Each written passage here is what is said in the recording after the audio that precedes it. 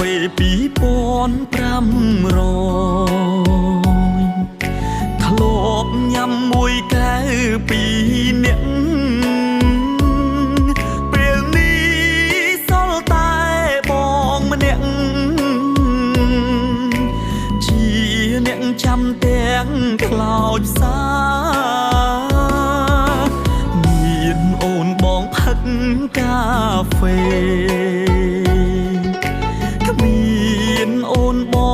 ផឹកស្រានឹកអូនបងស្រែកលោឡាអ្នកចិត្តខាងចោទថាបងឈួតអូនបំភ្លេចកាហ្វេចេញចានផ្លូវព្រោះអីលើ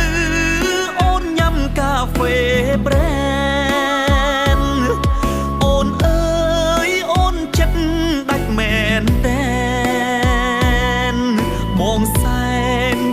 ចុក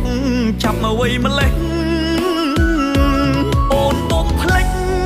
ការងារចិញ្ចាមផ្លូវព្រោះអីលើអូនធ្វើការអូវីងអនាគតអូនកំពុងរែយ៉ាងត្រចាំងត្រចង់លើផ្លូវថ្មី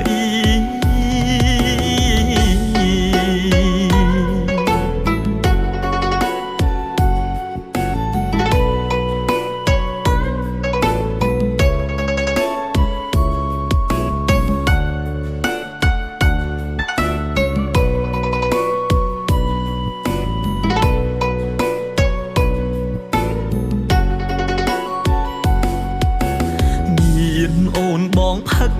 កាហ្វេគ្មានអូនបងផឹកស្រានឹកអូនបងស្រែកលោឡា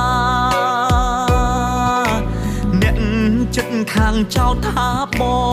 ងឈួតអូនបំភ្លេច